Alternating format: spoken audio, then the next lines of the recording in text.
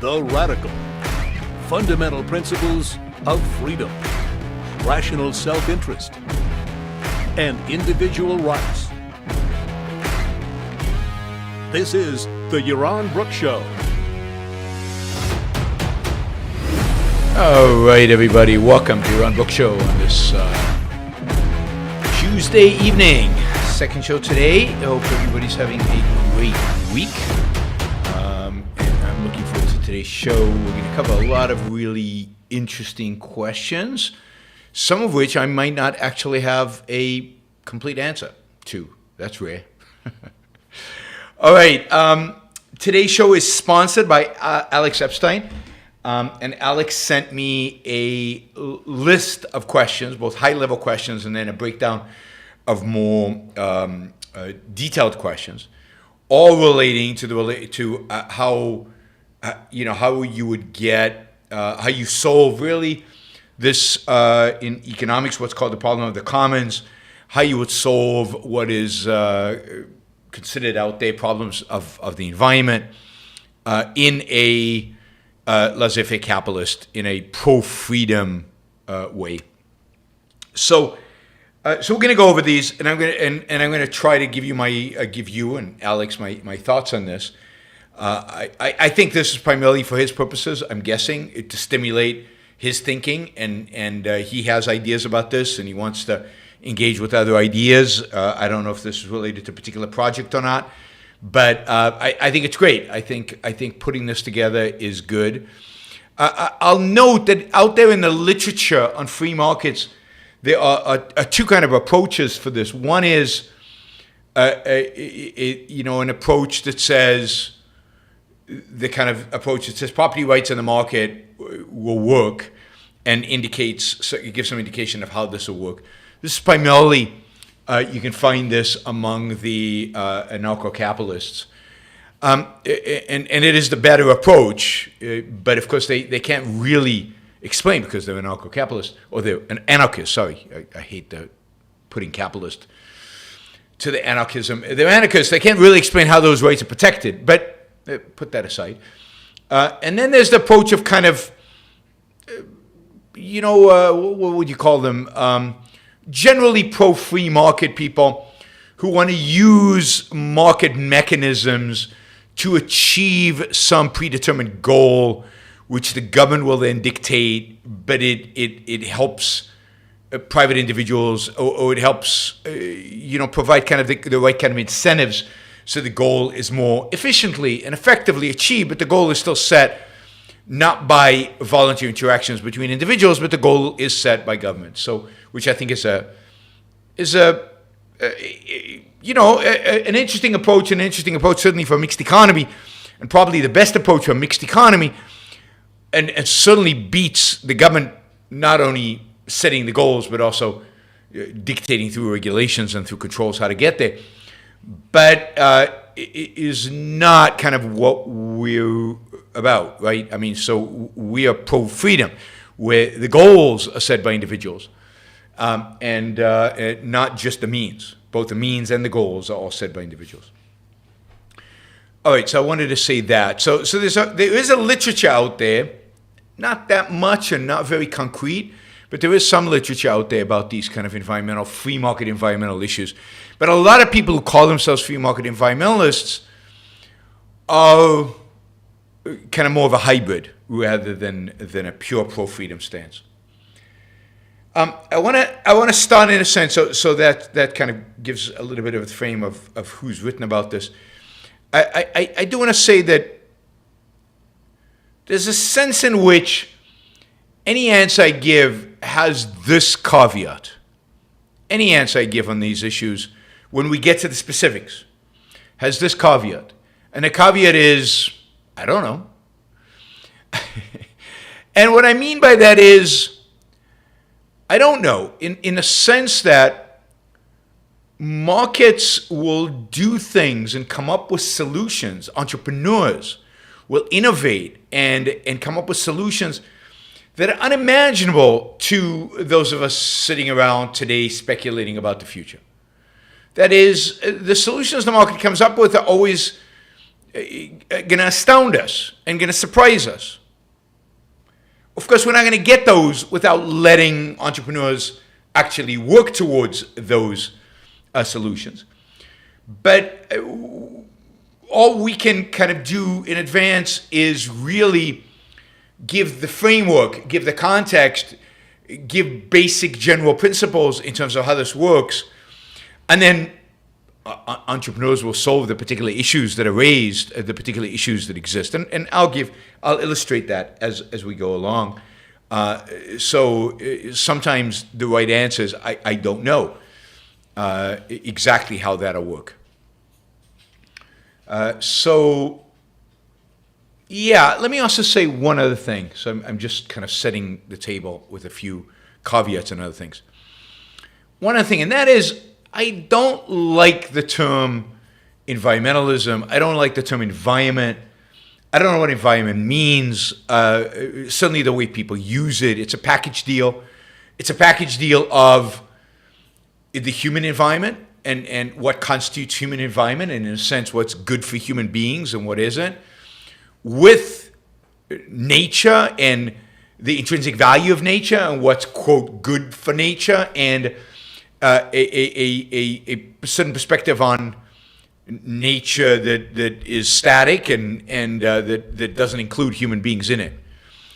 So if environment just meant human environment and bettering the human environment, then I'm fine with it. But the way it's used today is a package deal. That's why I don't like to refer to environmental policy, environmentalism, because it means something very different to people out there, and maybe to some of you, than I think it should mean and objectively means.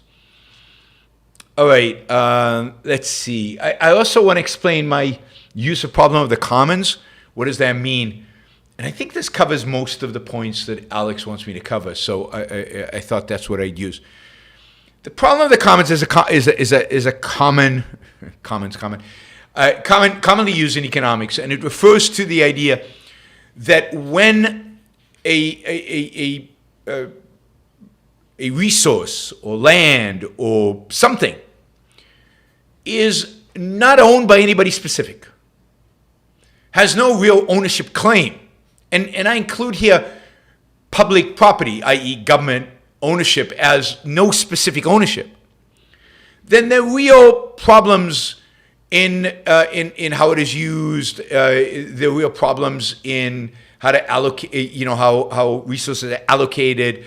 There are real problems of overuse. The standard one is, I don't know, if the land that the cows are grazing is not owned by anybody, but is used by many people, then there's an incentive for everybody to try to have their cows graze as much as possible, because they're afraid that the other guy is going to have the cows graze as much as possible, and they'll destroy. By doing so, they will destroy the grazing field. Or if everybody fishes and nobody cares about how many fish there are, and everybody just fishes to the max because nobody owns the fish, then what do you get? You get overfishing and you get a depletion of the fish stock.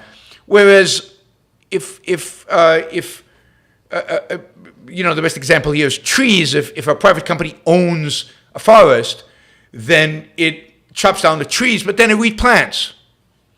And it has a strong incentive to maintain the long-term value of the land by replanting so it can chop down the trees in the future. So, the commons, pollution is considered a problem of the commons because supposedly nobody owns the air, and water, filthy water is a problem of the commons because nobody owns the water, and overfishing is the commons. Plastic junk floating in the ocean is a problem of the commons because nobody owns the ocean. And the simple answer to every one of Alex's questions, and really the simple answer, and Alex of course knows this. Anyway, I'll stop referring to Alex because that's not the point. The simple answer to these kind of questions, the simple answer to all environmental questions, the answer to all problems of the commons is ultimately to get rid of the commons. That is, to get rid of, to eliminate property or resources that are not owned by anybody, to make them owned by somebody, to have somebody own them. That is the solution to so-called environmental problems and the problem of the commons and problems like that, pollution, clean air, fisheries, all of those, and including some other problems that pipeline building and all of that Alex talks about, is the solution is private property. But that's really, really simplistic to just say private property, right? Because private property in and of itself is not easy to define. And this is where in a free world, in a capitalist world, in a world of freedom, in a world of laissez-faire capitalism, it is really important to have people who are experts in defining property rights and who sit in the legislature and help us define property rights. And it's important to have court systems that have people who are judges who are clear about property and its importance and how to define property rights, because defining property rights is not straightforward. It is not clear. And a lot of the places where I'll say, I don't know, relates to this question of, well, how do I define property rights over this? How do you define rights in this context? I'll give you a simple example. And that is, if the fact that you own a portion of land does not, for example, necessarily mean that you own the natural resources deep in the earth underneath your land.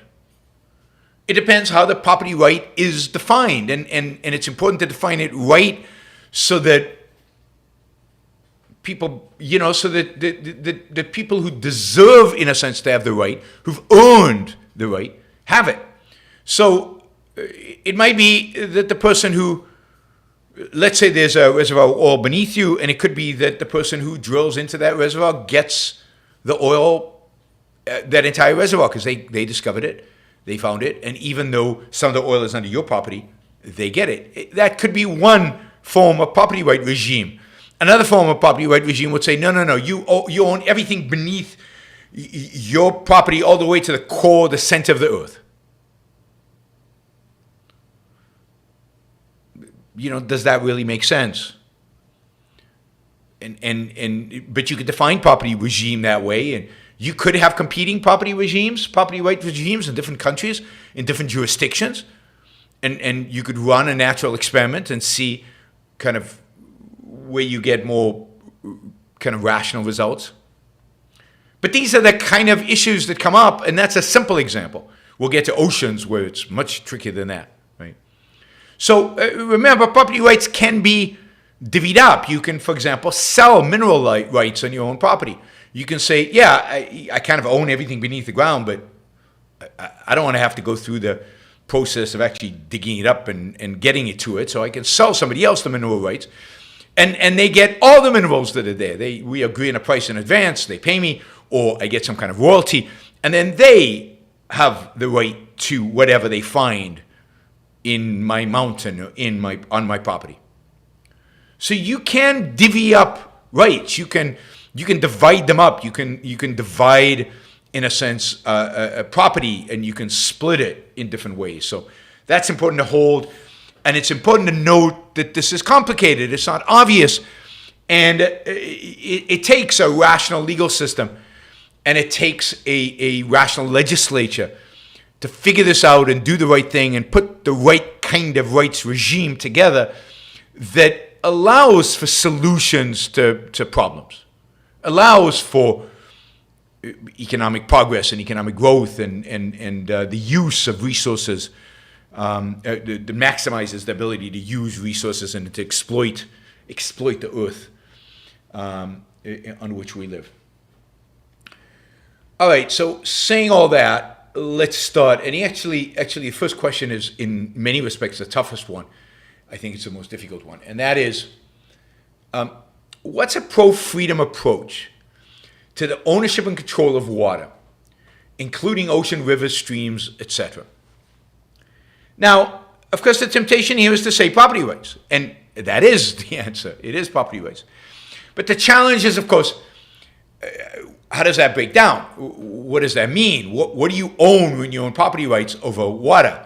And can you own a piece of a river? Does it make any sense to own a piece of a river versus a piece of a stream, the whole stream, the fountainhead of the stream, and then we'll get to oceans is like even more complicated. And then if you own the river, or if you own your piece of the river, and somebody else owns another piece of the river, who owns the fish in the river? Who owns the seaweed in the river? Seaweed, there's no seaweed in the river. Who owns the right to transport stuff along the river? If the river is going to be used for drinking water, if the water in the river is going to be used for drinking water, who owns that? And if you're siphoning off drinking water upstream, what about the water rights of the person downstream that's now getting less water? So there are massive complications here when it comes to actually privatizing rivers and oceans and lakes and streams and so on.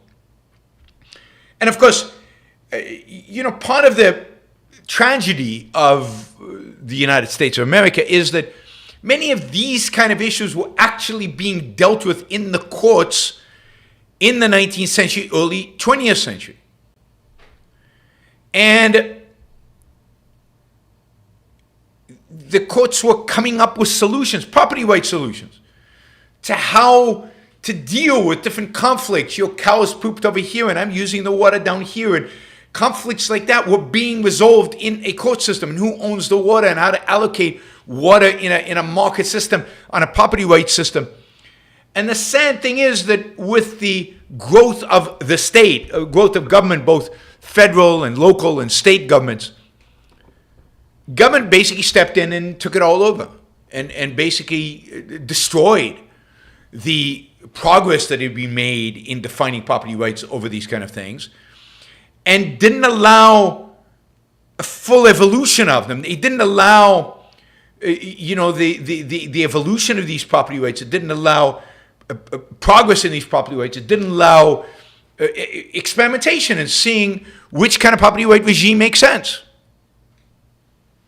Like different jurisdictions could have had different property right regimes, and we would have seen what works better and what works worse, and then we could have coalesced around one property right regime that was the better one. Or not, or maybe we'd still have somewhat competitive property right regimes across states, right? One of the benefits of federalism is the ability to do some of that within boundaries. So we've lost 100 years of thinking, 100 years of actual litigation in front of courts that understood these concepts. And in that sense, and 100 years of experimentation and seeing different issues arise. Experimentation is not anarchy. Experimentation is not anarchy. We're talking about experimentation within a system of law, within a system of government, not with competing governments, competing uses of force. That is not competition. That is anarchy, which means mayhem, chaos, destruction, and violence. All right, so let's take, he's got a few questions here, and then we can see if, and by the way, it would be great if you guys came up with questions regarding these particular issues. It would be great if you, dug deeper and forced me to dig deeper and forced me to think deeper by asking questions about rights regarding oceans, rivers, streams, lakes, whatever. So I'm going to go through the questions I have here, but don't think that you have to, these are all the questions they are. There are many, many more questions. So feel free to use the super chat at whatever value you want to ask questions about these specific issues, these issues that we're raising, so that we get a chance to cover everything. And today's show is probably going to be a long show because a lot of questions and well, we'll see. We'll see how much I have to say about them. So, but you'll make it much better if you step in and force me to dig deeper. All right, so one question he has is regarding oceans, rivers, streams. On a free market, how should people acquire title to these things in what increments? So I think there are actually a couple of questions here that I want to address. First is, how do we transition from where we are today to such a situation, which is not going to be easy? I think generally you acquire property rights through use. And we'll talk about that in the context of oceans. I think oceans, the property right will be there by use. But rivers, for the most part, are being already used. Oceans, for the rivers, streams, water that we drinking water reservoirs, already being used. And they're being used by private citizens, but the rivers themselves are considered public property. They're considered owned by the state, whether federally or state. I think it's federal. If the river goes through a number of states. So you would have to transition from that kind of mechanism to a private property mechanism. I think the best way to do that is, again, in a sense, homesteading, but not homesteading as go, use it, but actually give title and ownership to the people actually using a river, let's say, people who live by the river, people who boat on the river, people who are actually engaged in activities, give them some kind of ownership over the river.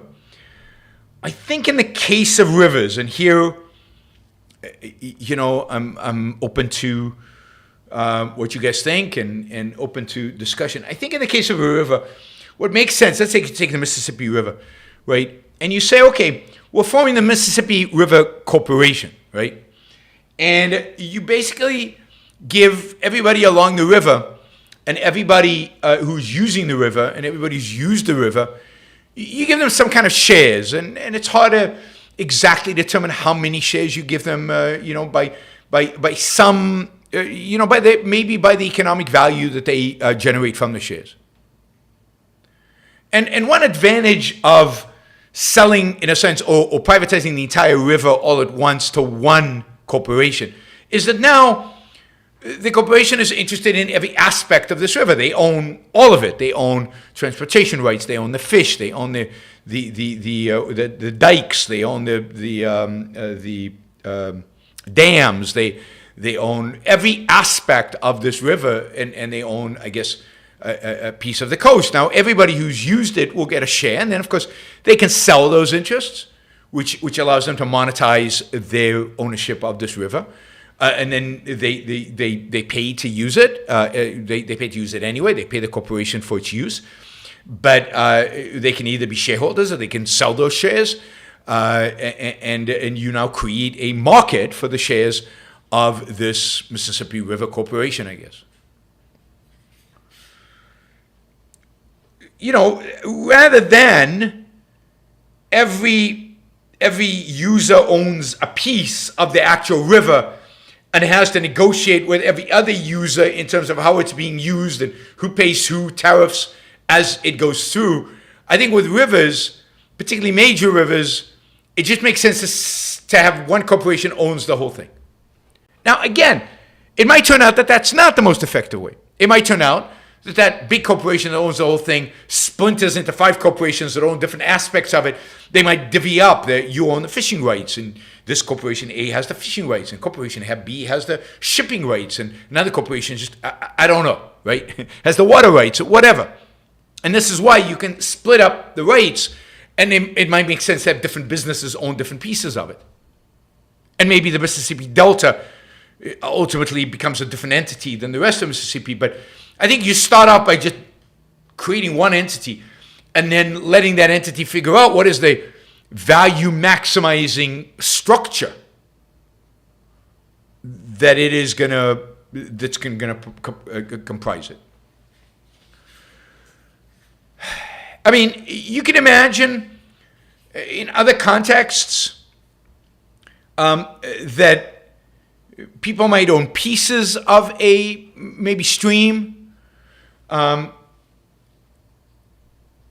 I think because of the complexity of negotiating terms between different participants along the river or stream, it probably makes sense for somebody to just own all the water and everything in it that flows through it. What do you do with rivers that have salmon in them, and you want to separate the ownership of the river with the ownership of the salmon and the fishing rights over the salmon, which I could imagine, if you've ever been to Oregon or Washington State, where they have salmon along the river and they have these dams, and they have but they have the dams, but then they have the places where the salmon can jump to swim upriver, and the salmon, of course, also inhabit the ocean, and they're also in the river. So you can see that it's complicated, right? Because so there, I think what you have is you have the rights on the fishing rights, and you have the rights for the river, for the flow of water, maybe to use the water itself, and then the people who have the fishing rights and the people who have the water rights then negotiate. Look, in order for the salmon to continue to thrive, I need a minimum amount of water. If you drain the river too much, then the salmon will all die, and that'll create real economic loss for me. But I also realize that you need to use the water for, I don't know, for irrigation in the farms in Oregon, for the crops. So let's negotiate who pays who, and how do we settle on the right level of water. And that's going to be determined also by the snow and by the rain and all that. So these are contracts that are not simple and easy to negotiate, but they have to be done. I mean, what's happening in California right now, for example, is that environmentalists lobby government to prevent farmers from using water in order to. This happened in Klamath Lake. So this is in Oregon actually, but on the close to the border close to the border of California, where the farmers were denied water so that some fish could survive. But who gets to decide that? This was decided by politicians, by regulators, arbitrarily. But if people value the fish, if the fish is valuable, and the person who owned the river was providing it for price to the farmers, and now you come and say, whoa, there's this rare fish, and it's really special, and it's really unique, and I really want to preserve it, and we need more water in the river, so please don't give it to the farmers. The owner of the river is going to say, how much are you paying? And that's the solution. Indeed, in California, I read at least one story where there are environmental groups that are paying the farmers, not and because the farmers own water rights from the state, not to take the water, keep it in the river to preserve the fish. Right? So what will determine about which fish gets preserved and which fish don't get preserved, it will be determined by who cares about the fish and how much do they care. That is, what is the value of the fish to them? If nobody cares about the fish will die. This is generally the attitude, I think, the right response about endangered species. If an endangered species is important to someone, then they're going to have to pay the cost of preserving it. And that cost might involve paying off water owners not to use the water for farming, but to use it in order to preserve the fish. It might be paying off farmers not to use the water. It might be paying off the farmers not to use certain pesticides. It might be paying landowners not to shoot the spotted owls or not to shoot the bears or not to shoot this, so that you get to keep whatever, right? And you then determine a price with the owner. And again, it's a question of who values what more. And if you don't value it, I don't know, the spotted owls or the bear enough, then they won't survive. But these are the kind of agreements, these are negotiations. Once we determine the rights of particular land, and the fact that on your land you should be able to shoot anything you want, right, on your land, now I can come to an agreement with my neighbor saying, okay, I won't shoot your dog when it comes to my land. I won't shoot your spotted owl when it comes to my land. I won't shoot a bear when it comes to this land. And a lot of animals you could also mark. You can actually mark as private property in various ways. But okay, so those are some of the ways. But you can see the complexity, right?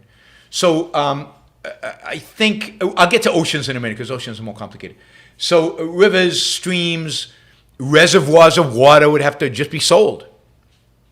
And somebody would own a particular reservoir. And you can imagine it's not somebody, it's a corporation. They might own a number of reservoirs, or they might own a fraction of a reservoir, and other people would own other fractions of the reservoir. But of course, there'd be a market for that. You could trade it, you could buy and sell it. So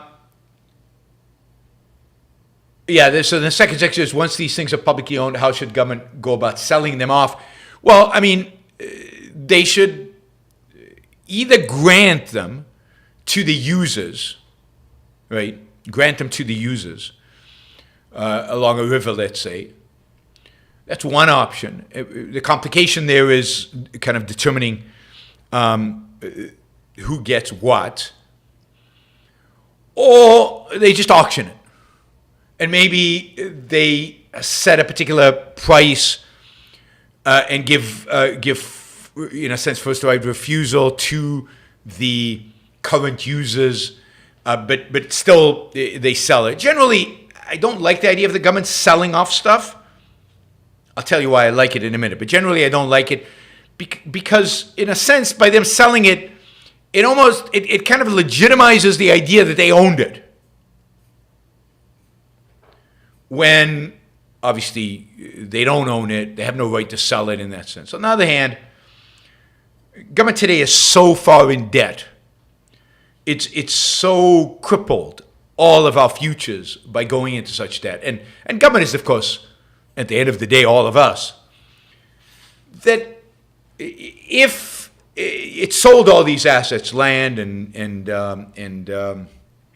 rivers and all this stuff, if the sale of that allowed them to get rid of the debt and to shrink the government and establish laissez-faire capitalism, then I think ultimately it's worth it. It's a way of getting out of the mess we're in while moving dramatically towards laissez-faire capitalism. By the way, I remember an issue of Time magazine. This is in the early 80s when Time magazine was a magazine and was significant and people cared, that basically accused Ronald Reagan of wanting to sell off America, and they had a long spread of all the public property that they claimed that Reagan was going to sell. And my response to that today is, I wish he didn't sell a fraction of that. I mean, if he had done that, things in many respects would be so much better. We'd have moved so much further. Sadly, Reagan was primarily a good deliverer of speeches rather than an actual executor. All right, so publicly owned, you either sell it in an auction or you divvy it up among the users. I think it depends on the context. Some places it's easier to divvy up to users. Some places it's going to be much harder, and those places it's much easier to just sell it off.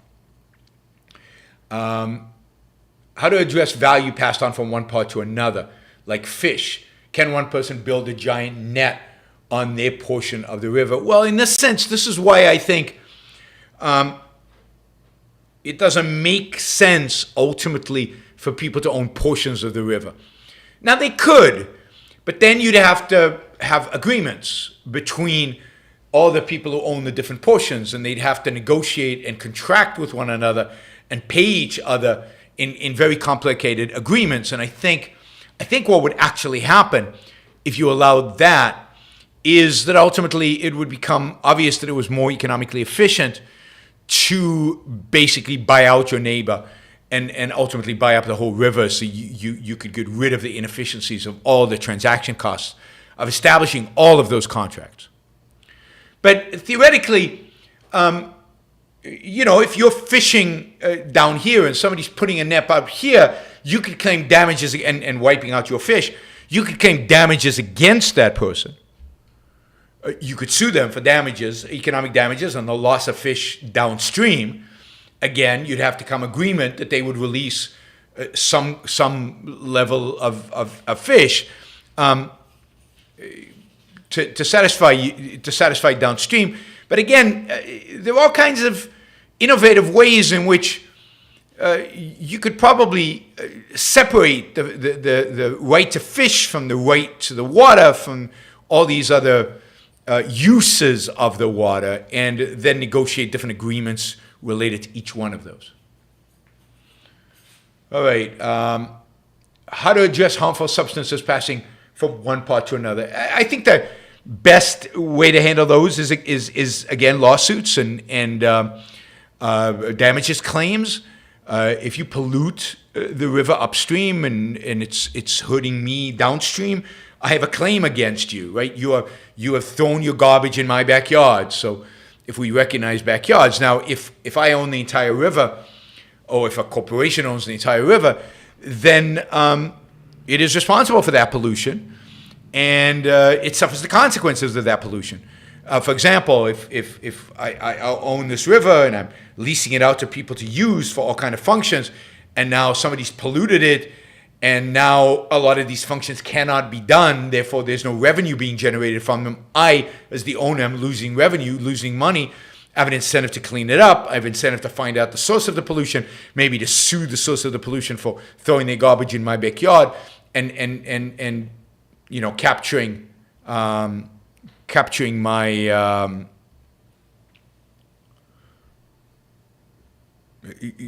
the value of the lost value from the pollution. So again, property rights, lawsuits, incentives to discover who the polluting party are, incentives to sue, all of that work into the specific arrangement of how we structure property right, not property rights, but how we structure the ownership of a particular business, whether it's one corporation owns the whole, or whether it's segmented and their contracts across.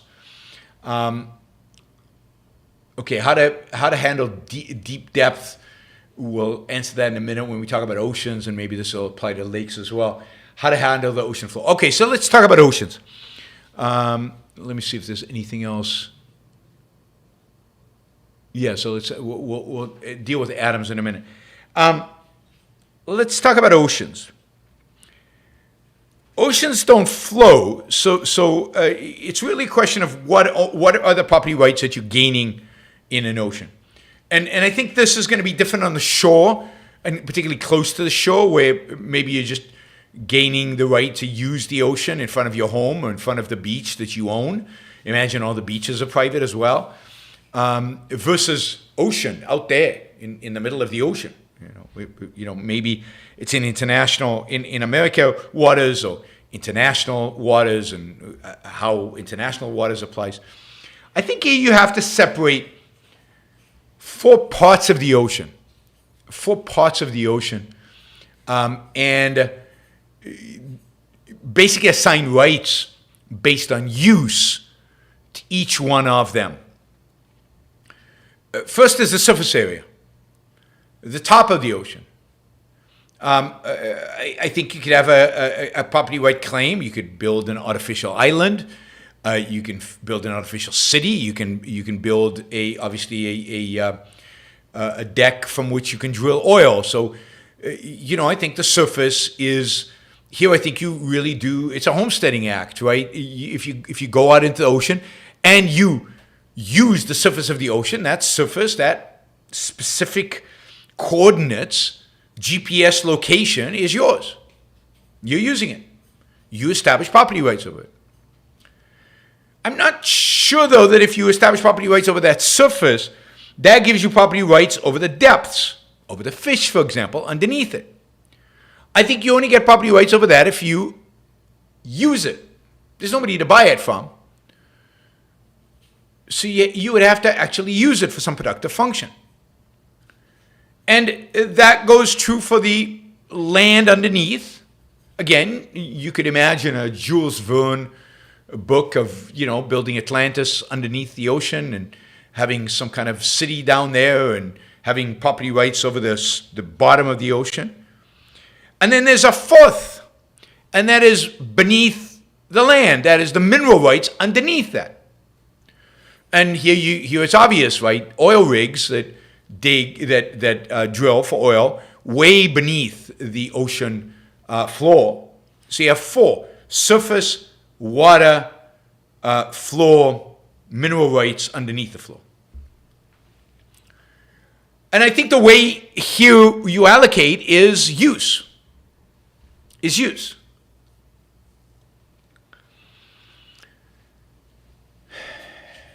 And now, how do we deal with fishing? I think it's going to be very difficult to deal with fishing on a very,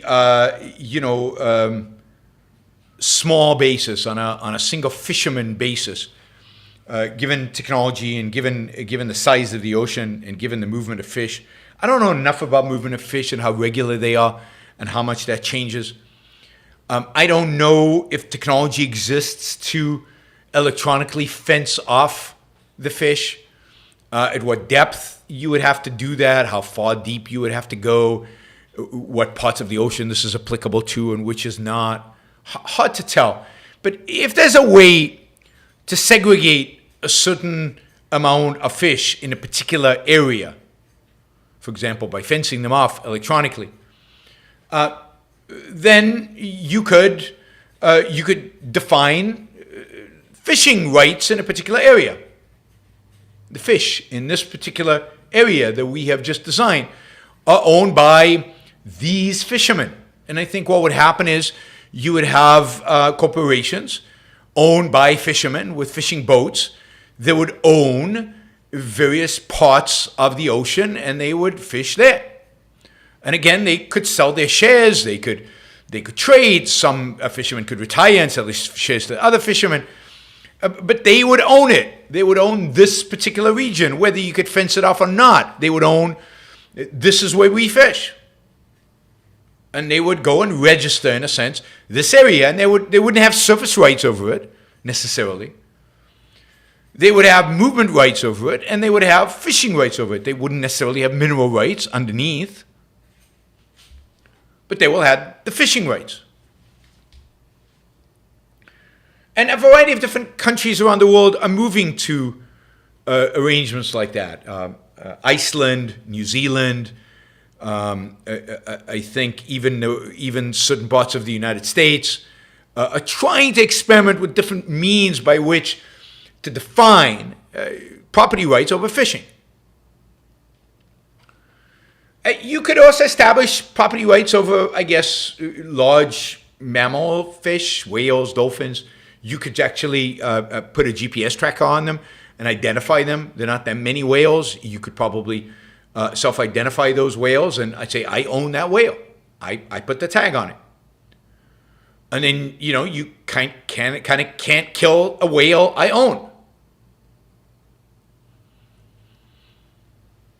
So you could have property rights over animals, just like you have property rights over fisheries. And you could imagine that, say, the whale foundations would start up and they would try to tag as many whales as they could in the world and say, these are our whales, we own them, you can't kill them. And maybe the Japanese have this regular, on one of the Japanese islands where they kill whales and it's part of their culture and stuff. They would go out and tag a bunch of whales, and those whales, and it would be open season on them, for them, not for anybody else to kill, but for them. So you can imagine, again, first come, first serve, or the first person to go do it, they get it. Rights that could be sold. The environmentalists could at some point say, whoa, too many whales. We've destroyed whatever. So too many whales. And they sell some of their whales to the people who want to sport fish and kill whales. By the way, this is the way they have managed to solve problems in Africa. Elephant extinction is being reversed in some countries in Africa, and the way they did that is by basically giving the local people there property rights over the elephants. They give them the right to allow hunters to hunt the elephants, which they sell, right? So hunters pay a lot of money to the people who own the elephants to kill them, but then they also spend some of the money they make on that to protect the elephants from poachers. And they also now have a strong incentive to maintain the population of elephants and make sure that the population of elephants doesn't decrease too much and doesn't go extinct, because then that wipes out a revenue source for them. So they have a self-interested, selfish incentive to protect the elephants.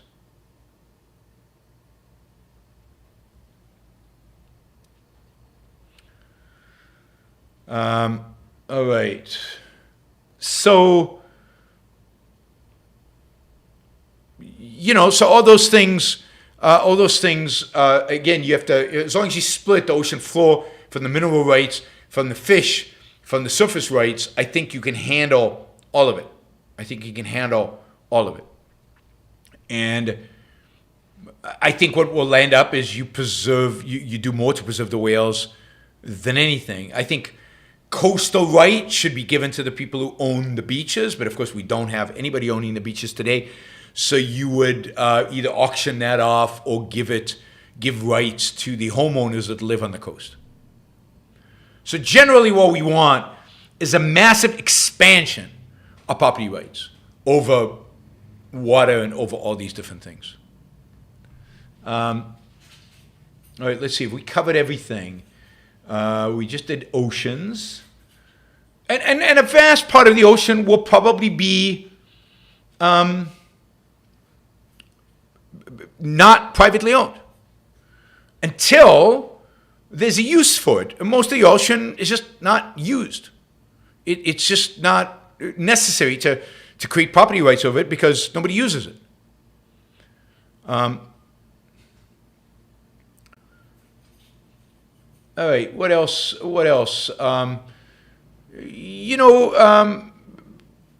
You could argue that if people have fishing rights, if those fishing rights are extensive, if, for example, plastic pollution or other forms of pollution hurt the fish, then it might not be possible to stop the plastic pollution because it doesn't emanate from one particular source. But they will then have an incentive to clean it up so that the fish don't eat it and die and kill their income.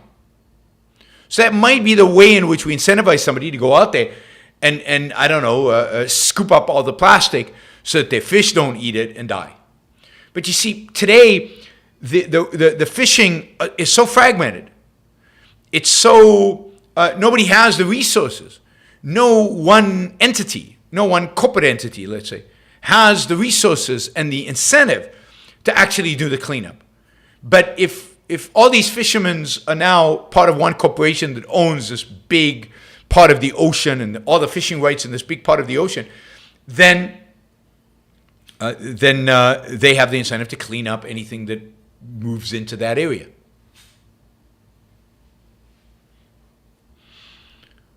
And there's no question that one of the solution of fishing is going to have to be some aggregation, some serious collaboration between fishermen to aggregate their fishing so that they can lay claim to a large area, which again can either be electronically fenced or a large area that they can actually harvest for fish.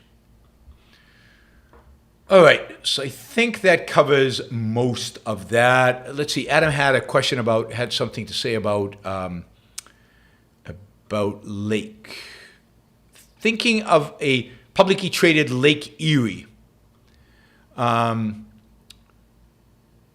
Shares of ownership, similar to privatizing highways, potential for income versus its resources, salmon, minerals, income from use, transportation. Yeah, I mean, all of that.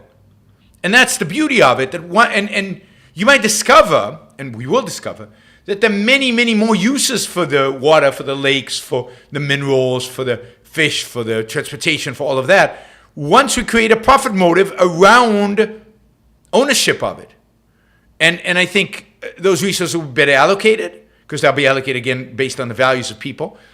And the new uses will be discovered. That always happens when you assign property rights to something. People use it in ways you don't expect them to use it. Adam also says, if you get past the anarcho-capitalist elements, there's a good book called Water Capitalism, written by some Austrian economist last decade. Yeah, I think I read it. I think it might be written by Walter Block. I think I read it. All right, let's see. I mean, I read it a long time ago. So, okay, next question is, what is a pro-freedom approach to water pollution? Many industrial activities involve emitting things into various waterways to various degrees. Well, once the waterways are privatized, once they're privately owned, then the solution is a solution that's negotiated between the property owner, the owner of the river, the lake, particularly the river and the lake, and maybe the ocean, particularly if that pollution is then coming back onto the beaches and destroying beaches and so on. It's negotiated between those parties. And maybe the solution is that the polluter, the industry, has to put in filters. Maybe the solution is that the owner of the river builds a kind of facility. Maybe entrepreneurs build small, what do you call them, facilities that take the pollution and clean it and turn it into water. And maybe it's co-owned by the industry and the river owner.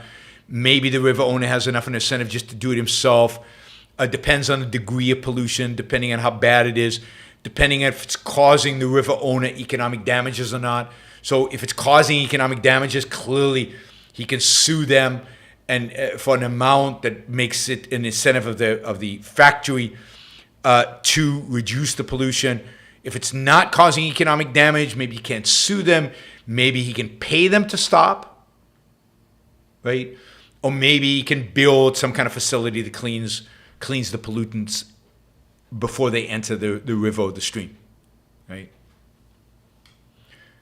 The beauty here again is that now individuals have economic, monetary, and just, I guess, personal pride incentives in protecting their property.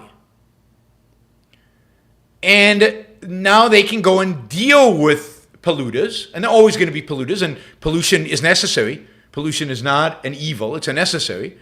And then it's a question of how much you're willing to pay to have it reduced. And who should pay to have it reduced? And who should pay would be determined by the level of damage. And again, you'd have to decide, is it worth it? Not every pollution is worth cleaning. If there's no economic damage, and nobody really cares that much, and it is polluting, but there's no real harm, then so what? So there's pollution, right? There's no standard. God, how did I get a bunch of evil communists? Once in a while, I guess the commies show up on my stream. That's good. All right, just to remind everybody, we do have a goal for these shows. We do have a fundraising goal for these shows. We are quite short of that goal right now. So please use the Super Chat to just support the show, or use the Super Chat to ask a question. $20, $50, $100 questions are great. We've got a bunch of commies here, so they're not going to ask any questions. So those of you who are capitalists who believe in value for value, I'm counting on you to keep the show going by funding the show. Those of you who are going to listen to the show, and it's an overwhelming majority, a vast majority of you listen to the show either by podcast or after the show is done on YouTube.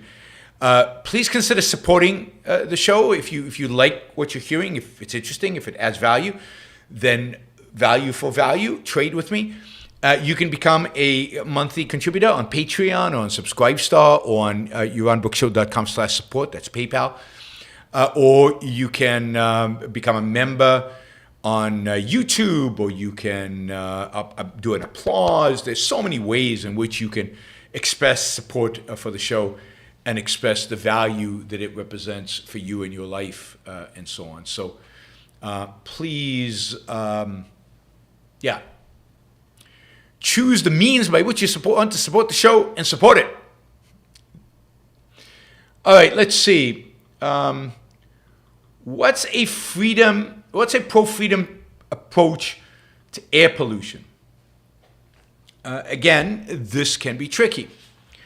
The air that you breathe is, in a sense, is not in a sense, there's no property rights over air, and certainly not over particularly molecules of air, and the air moves from property to property and from place to place.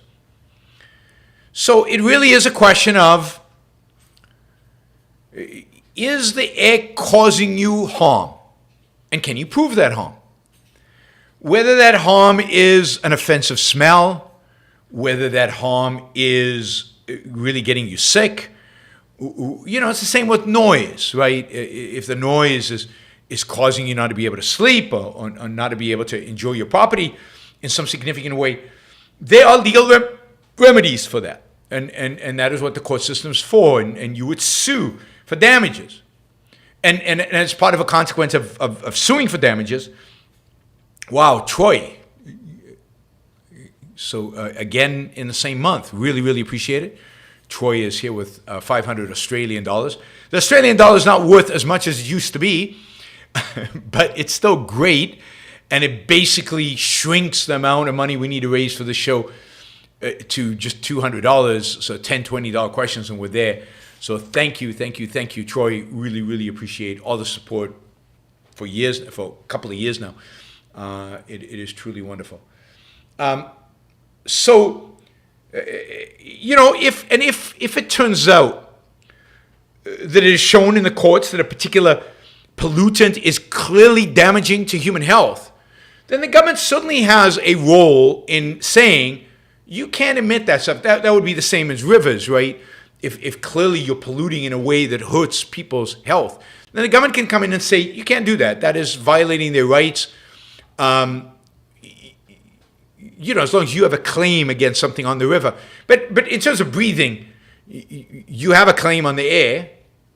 And if the air you're breathing is doing you harm, you should be able to get together with your other neighbors and sue the polluter, the somebody who's putting the bad stuff into the air. And that's true of noise, that's true of smell, and that's true of actual harm that chemical pollution might be doing to you as a human being. So again, the pro-freedom solution to air pollution is mainly property rights, but also the recognition of the existence of law, of civil law that protects you from harm inflicted by others. Now, there is a tricky point here that I think is important. Let's say there's a factory that is in the middle of nowhere. Literally, the owner of the factory built it in the middle of nowhere because, there was nobody living around the factory, and maybe the land was either not owned or owned by people who didn't live there, and there was just vacant land all around, and therefore the pollution that he emitted was not hurting anybody. And then suddenly people move in knowing that this factory is there polluting. Now, assuming that nobody was hurt from this pollution outside this radius where nobody was living. Now I think it's trickier. Now you could argue that the owner of the factory had a right to pollute, and that the onus now is on the property owners, the people who own the new properties, the people moving in, or maybe the developer who's developing the land next to the factory, to pay the factory to stop polluting. To pay the factory to stop polluting. To put in the filters and the scrubbers and whatever's necessary, rather than the other way around. So again, sometimes who comes first matters. So for example, if you build an airport in a place that people live, and now you've increased noise dramatically, you should compensate the existing owners of property that didn't have an airport here before, now do. On the other hand, if there's an airport somewhere and I move close to the airport, then I know the noise. The price is probably adjusted already for that. But if the airport moves to where I live, property values will drop. And the airport, people who own the airport, should compensate me for that. So, again, who is using the property? Who's using it first? Who's using it for what? Is going to play a big role in how we resolve these disputes between property owners. All right, let's see. If you say people have a right to the air on their property, what does and doesn't that encompass? I don't think they have a right to the air on their property. They have a right not to be poisoned. They have a right for other people not to put their filth into their backyard. And here is the big problem, and the big problem really is captured by the next bullet point. The next bullet point he asks is, how should LA have dealt with the problem of smog in the 50s, 60s, and 70s? And that's the more complicated issue with pollution, and one which I don't think, in a sense, can be resolved. And this is the problem. If there is no clear source for the pollution, that is, the source of the pollution is everybody who drives a car, or if the source of the pollution is all those industries, and maybe industries far, far away, and sometimes the wind blows the air to me. If it only happens periodically, you're probably not really being hurt that much. But it can get complicated. There's no question it can get complicated. There are free rider problems in a sense that if I sue the factory, my neighbors who might not have engaged in the lawsuit will still benefit from the fact that the factory stops polluting, even though I paid for the lawyer.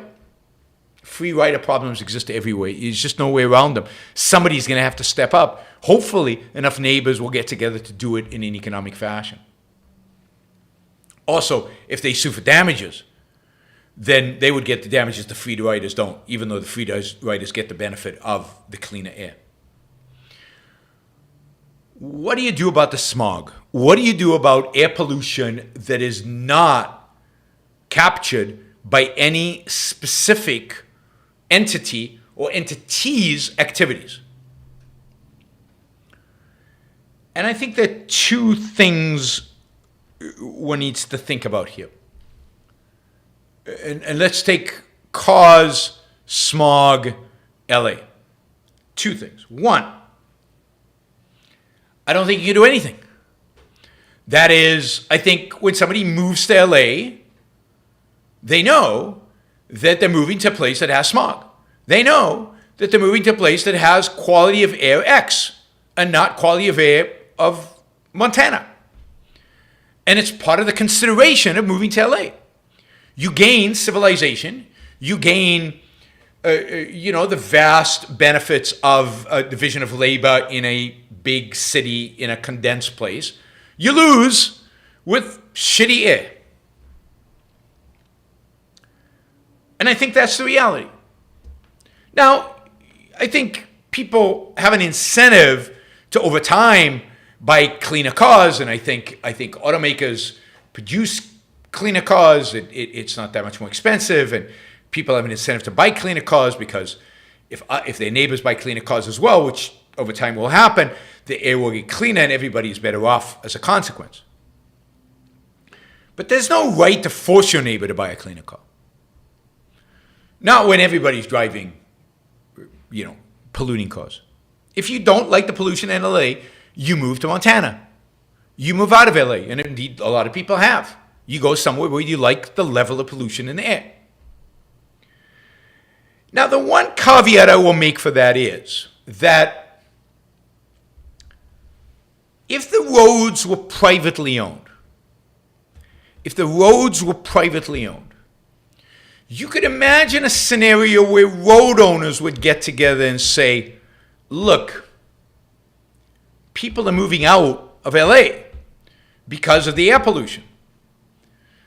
People are going out less. People are shopping, using our roads less. They're not going to the malls that we own because of the air pollution. Why don't we all get together as the owners of the road and basically demand, if you want to use our roads, you have to drive a clean car. You have to have, and you could have a little monitor. Today, you certainly could do this. You could have a monitor of level of pollution. You could have a certain model year car. You could have to have some kind of certification like they used to do in California.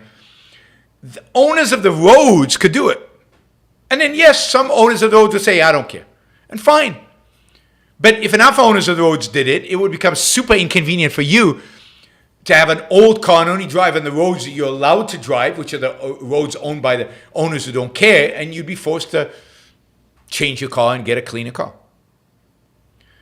So I actually think that in a true laissez-faire economy, in a place where we actually privatize everything, and this is part of the problem of dealing with this in isolation, but if we truly privatize everything, then you have to assume that the roads are private, and our road owners clearly have an incentive to reduce the smog, have an incentive for more people to move into LA rather than leave LA. More people to use their roads. They will build more roads. I mean, there would be less traffic in LA. I mean, everything would be better in LA. All the incentive structures are changed once you privatize the roads.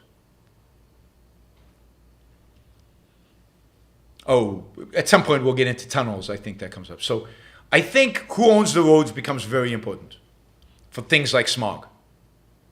And I think for a lot of issues about pollution that is broad, more than just a few cars, more than just a particular factory or particular factories, you have to think through. You have to come up with specific examples and think through, are there private property ways in which to resolve the problems? And my guess is there always are. But it's not simple. It's not obvious that you can, how you do that.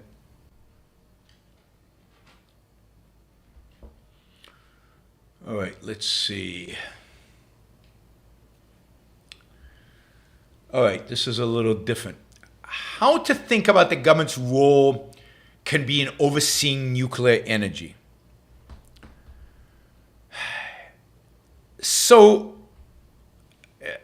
and he says, I want to get to the point where people can build nuclear reactors in their garages. Yeah, I do too. And in that sense, the fundamental question here is more of a scientific question than a property rights question. And the scientific question is, how dangerous are nuclear power plants? That is, if the technology of nuclear power plants, of creating the energy creating the energy or producing the energy, is completely safe, right? The one in the garage, you could take it and throw it, and an earthquake could hit, and you could smash it with a hedge hammer, and there's no real damage, no matter what you do. Then clearly the government has no business in it. If at the other extreme, the technology is super fragile, it doesn't take much for radiation to leak out and lots of people to die. Then you would have to say the government has to be involved in protecting the lives and rights of your neighbors and of the people close to the nuclear power plant. So it really depends on how fragile the technology is.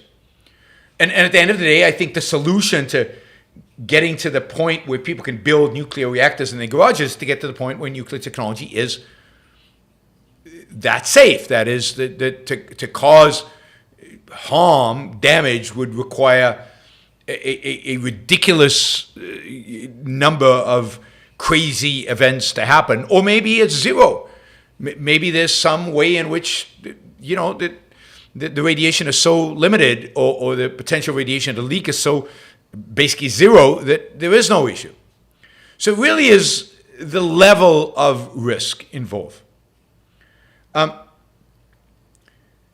look, I think the burden of proof here is on the people who claim that technology is risky. So the burden of proof is on those who would say, my neighbor should not be able to build a nuclear power plant in his garage because I fear there's a high probability of this and this happening and this will be destroyed. And he could take that to court and say, look, it's too risky.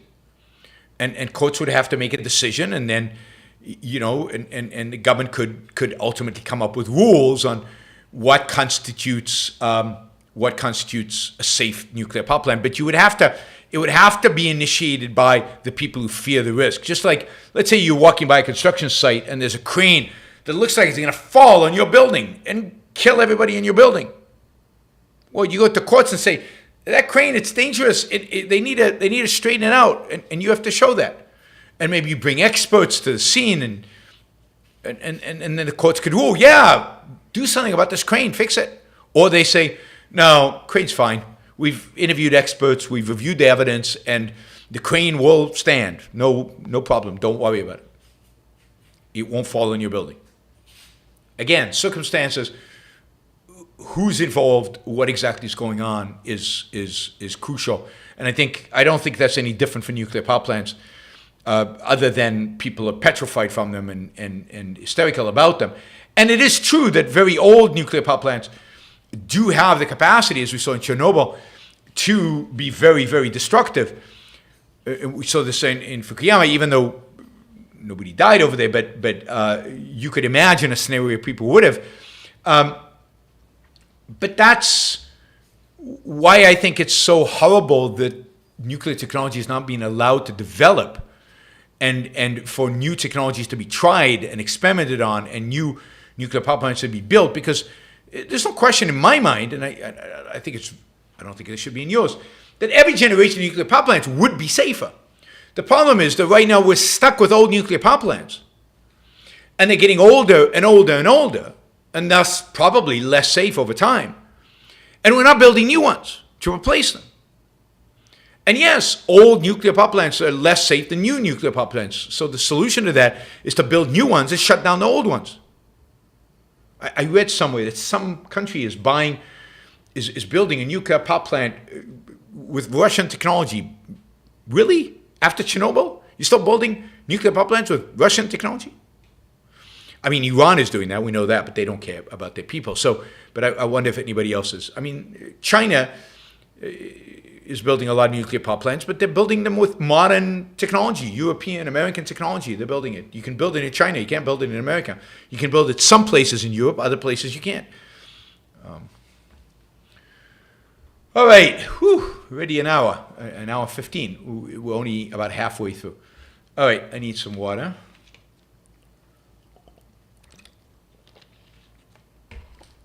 And we've also got some good questions. Okay, we'll get to questions after this. We'll start with the environmental questions.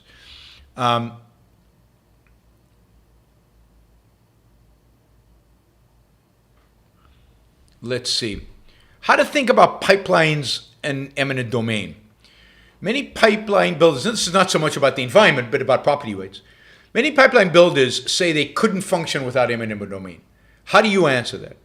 Is it legitimate to say that at least if the government is using eminent domain, it shouldn't exclude pipelines? What would a truly free society make possible in terms of building pipelines and other pieces of extended infrastructure that are thought of as natural monopolies? Yeah, I mean, the whole issue of natural monopolies is a big issue, and it's a very confused issue. But I don't think eminent domain is ever legitimate. I don't think government should ever use eminent domain.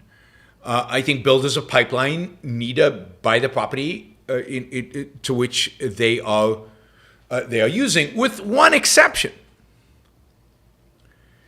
It might be possible with borrowing technology to build a pipeline without dealing with the surface. And if we define property rights as surface rights, and that don't include what's in the ground, particularly if what's in the ground doesn't affect what's at the surface, then it's not clear you have to purchase rights from anybody to put a pipeline in if it's deep enough. If you think about Elon Musk's borrowing technology, couldn't you do that on a smaller scale? Couldn't you build something that just build this amazing tunnel that just went from, I don't know, West Texas to Houston, and have the technology to put a pipe in there without that often breaking ground, the surface, and therefore, not having violated anybody's surface rights, not violating anybody's underground rights because they don't have any necessarily, not violating anybody's minerals rights because you're not taking anybody's minerals. Could we create rights for beneath the surface, for tunnels that reduced, if not eliminated, the need to deal, well, not eliminated, but reduced the deal to deal with the surface? So the Boring company, Elon Musk's company, is an example of this. I don't know. I don't have an exact answer, but it strikes me that is a possibility of getting around, in modern era, today, with technology, getting around the issue of eminent domain, getting around the issue of having to get approvals from thousands of people to do this. That's one. Another solution is roads. Now, you could argue you need eminent domain to build roads. I doubt it.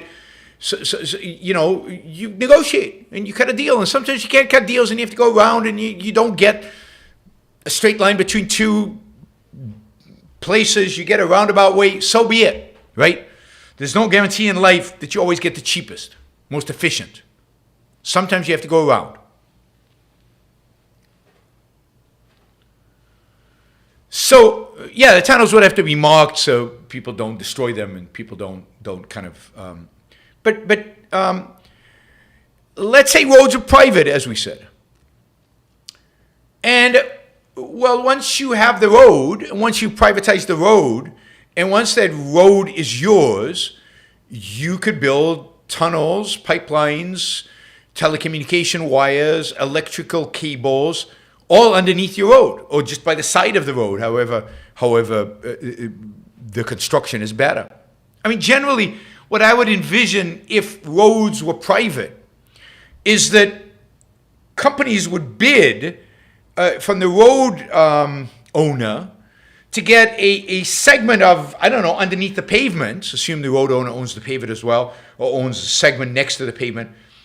And what every road would have is a tunnel, is some kind of facility, underneath the road where you run all the cable TV wires, the fiber optics, the sewage, you run it all kind of in one tunnel. Or maybe two tunnels. And maybe there's competition. Maybe you have two companies own. I don't know, but it strikes me that there's got to be a way to facilitate that last mile into the home by ways of under the roads that have to get to the home. Roads have to get to the home. So a lot of this is about digging and figuring out the best way to do it and optimizing that and figuring out how to optimize it. Nothing straightforward or simple, but I think this is kind of the things that one would have to innovate around. But I also don't buy this excuse that you can't get anything done without eminent domain. That's the lazy man's excuse. You need force because you can't think of a solution. And again, if force is necessary, then it's never worth it. Force is always, unless it's in self-defense again, not an option. You can't use eminent domain. You can't do the pipeline. Don't build a pipeline. Don't build a pipeline. Build a different pipeline. Build it somewhere else. Figure out some way to get it without using a pipeline. Maybe there's a railroad. Maybe you can dig under the railroad. There are a million ways of doing this.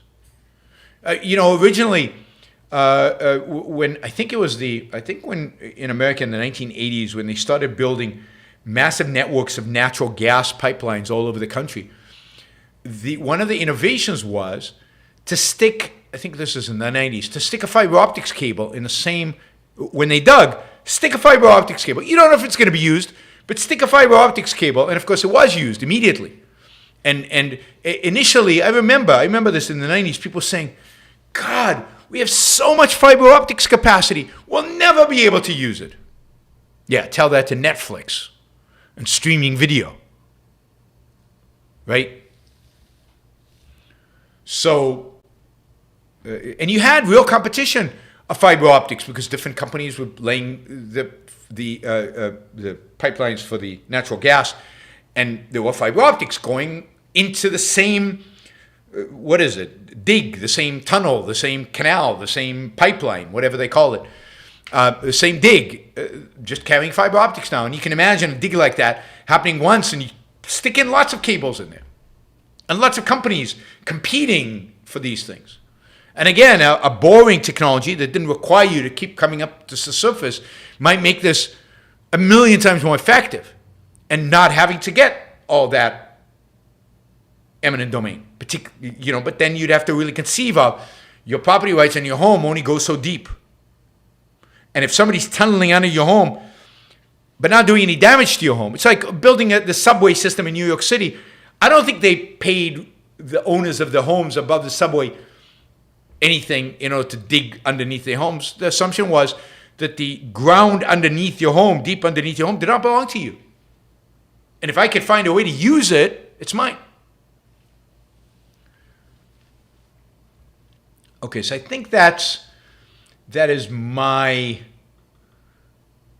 answer to that. And I'd say, this solves all the kind of issues around only being one natural gas provider, only one cable company, of course, as soon as you think about this, you almost find substitute products. But even when it comes to putting stuff in the ground, once you think creatively about what it means to put stuff in the ground, you can have competition on that. And indeed, there used to be, before government started giving monopoly power to different companies and establishing what are called natural monopolies, there was plenty of competition over these last mile kind of features of electricity, phone, internet, cable, things like that.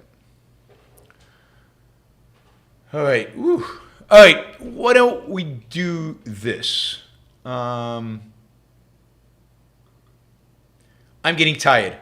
So what I'm going to do is I am going to leave the rest of the questions, not that many, but there are some, there are questions, for a future show. So probably either Saturday or next Tuesday, we'll finish this up because it's already almost an hour and a half, and you guys have a bunch of questions, many of them related to this. I want to get to those. And then hopefully Alex is okay with this, but we'll cover these in a future show. So thank you, Alex, for sponsoring the show. Thank you guys for being here and for all the super chatters. Okay, we're only 38 short because of Troy and many of you, and Michael has just done a $100 question. We're only 38 from the goal, so that's terrific. Let me look at the questions that are related.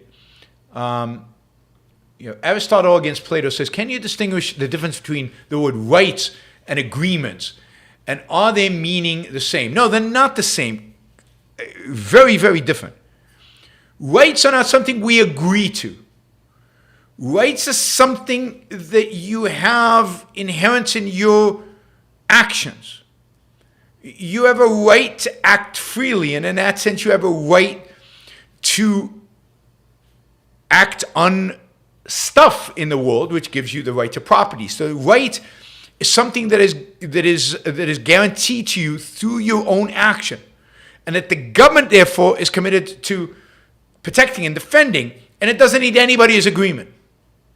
It just needs your acting, and in the case of property, you're filing, the right paperwork to establish that you actually created this and this is actually yours. With it's a property deed or a patent or something like that.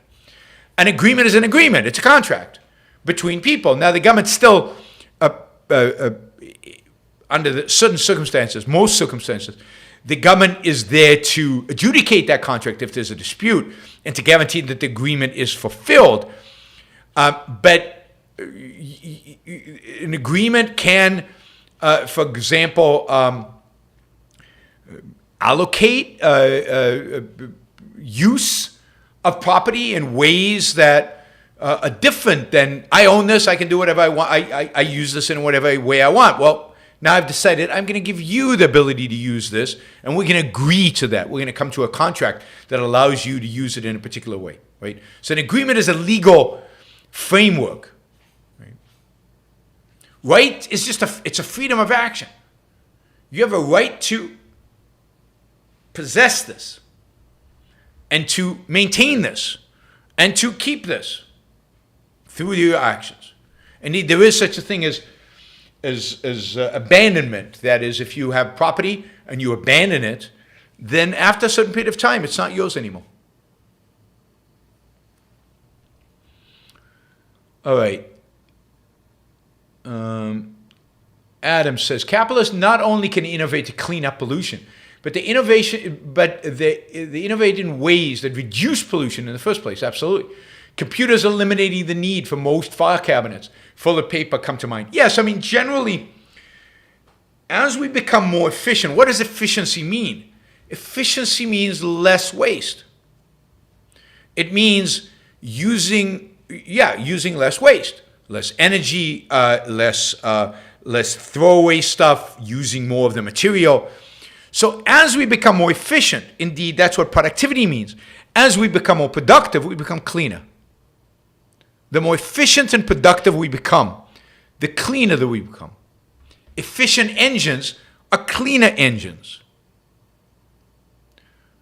And computers, reduce the need for paper, they reduce the need for plastic, they reduce the need for metal cabinets, they reduce the need for lots of things. Now, they increase the need for other things. But just in terms of sheer volume, clearly they save a huge amount of stuff.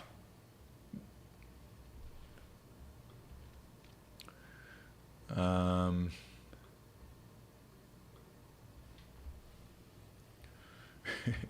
right, let's see. X-Runner says, would a valid environmental solution be a third party that wants to prevent a person from cutting trees, pay the owner for land management? Yeah, I mean, you can pay them not to cut down the trees. But of course, if I own a piece of land and I cut down the trees, it's usually so I can plant new ones if I'm harvesting the trees for wood. Or I cut down the trees in order to build a neighborhood. You could theoretically come to me and say, I'll pay you not to cut down those trees. I'll pay you to keep it a forest. Absolutely, that is a solution. And again, that's the kind of agreements that people come to based on their own values and based on how much they value the thing, how much money they're willing to put behind their values. That I think preserving much of nature would involve those kind of deals. Those kind of deals.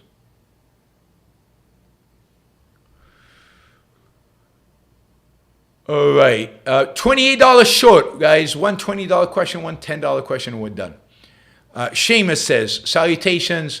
As an update, Microsoft won against the FTC. The AB deal can go through despite, I'm going to cover that on the news show tomorrow. So I did read that in the paper.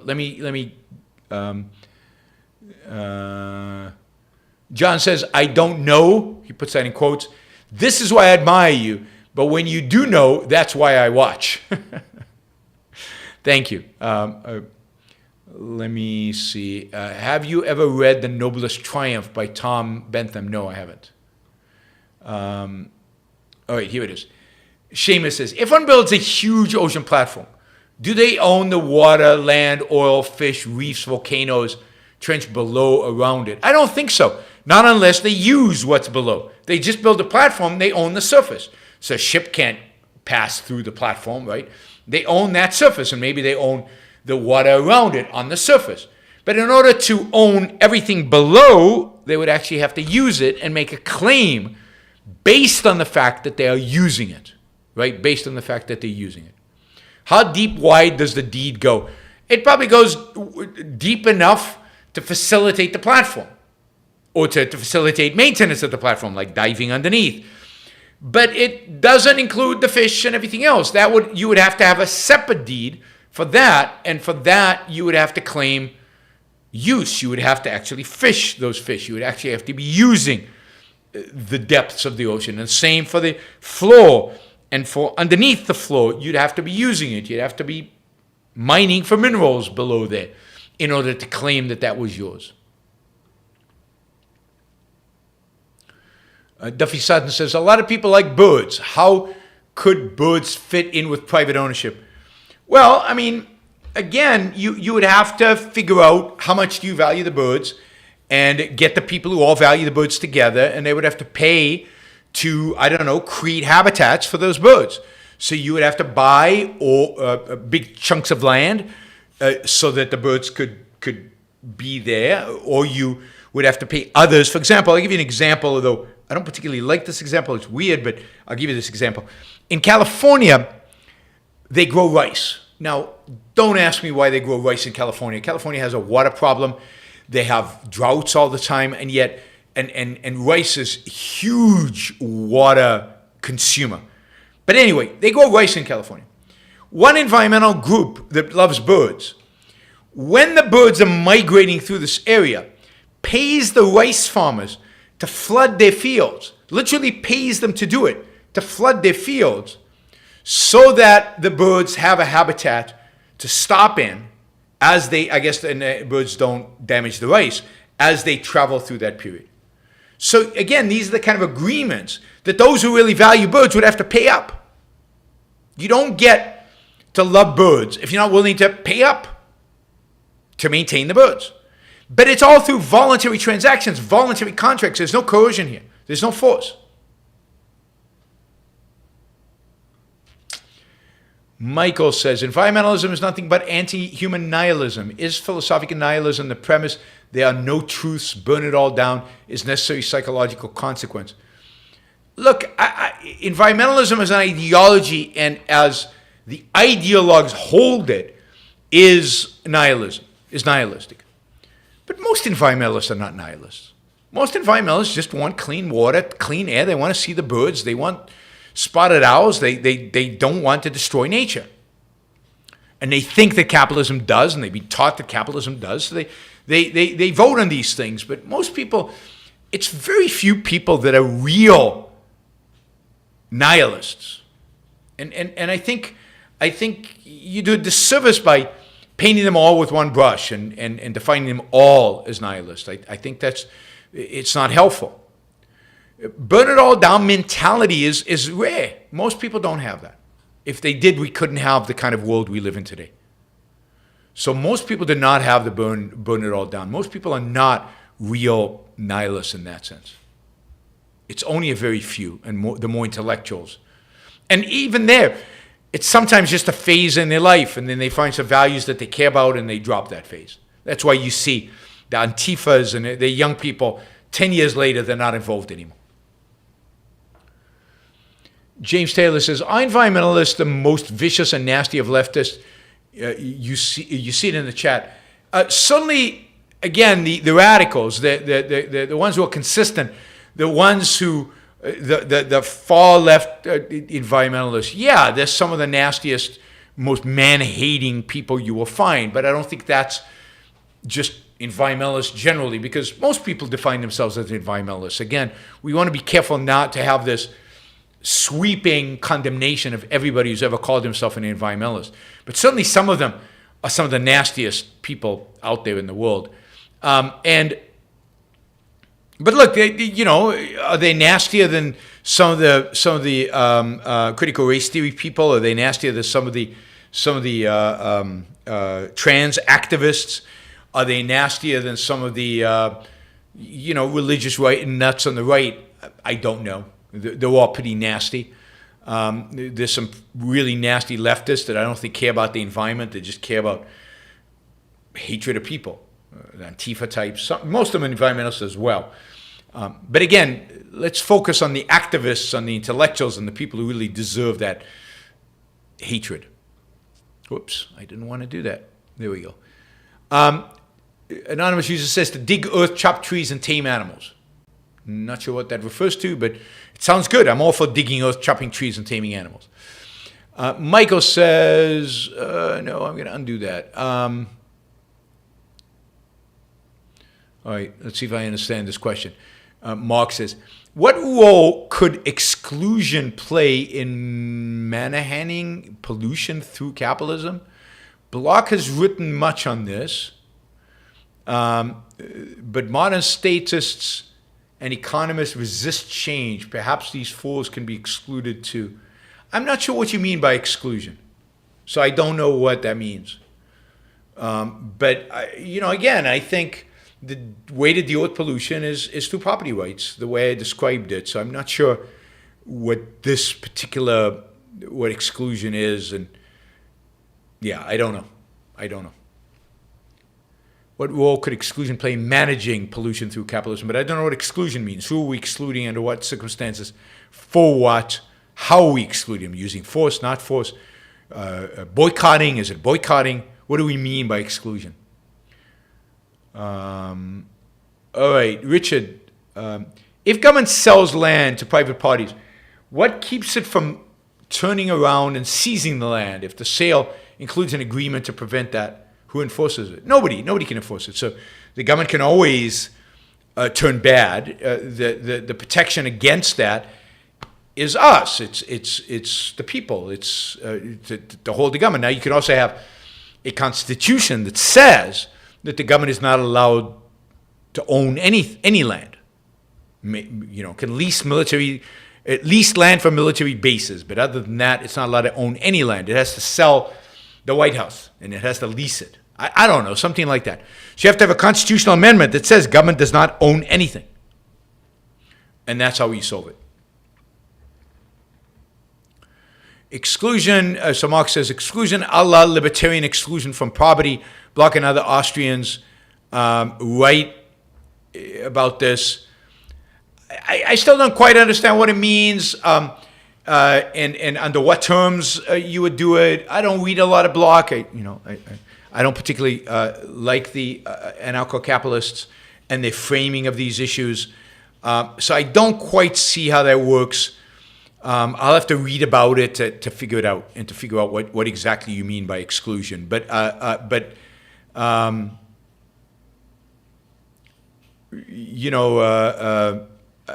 think, again, it's a property right issue. And if you don't violate somebody else's property rights, by what right do they exclude you? All right, Michael, $100. So Michael was very important in getting us to the goal. So thank you, Michael, as always. You mentioned that some people are pure evil and pure good. The reason I brought that up was because Yeonmi Park brought up how not everyone is pure evil.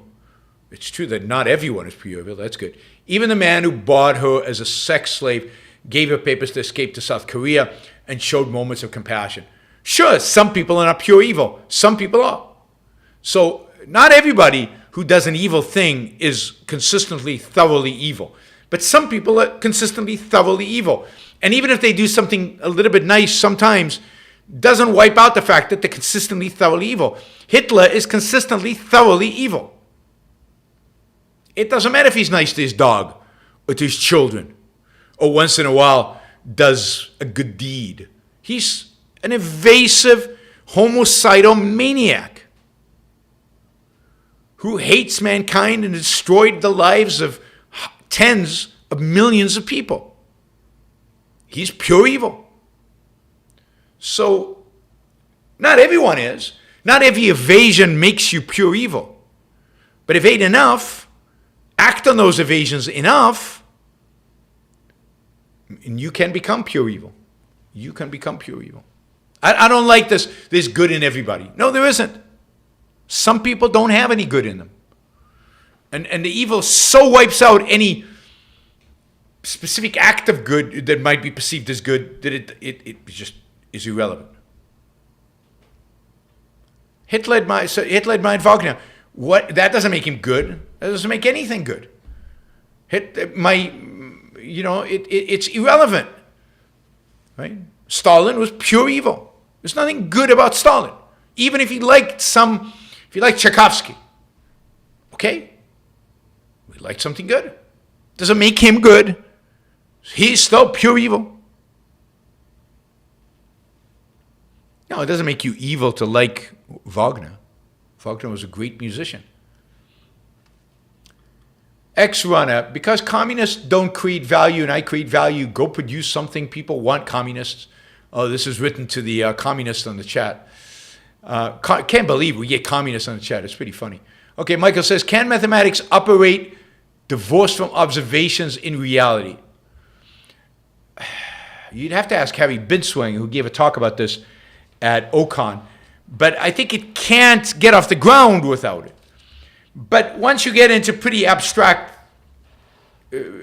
mathematics, you have to still reduce it to something that comes from observations.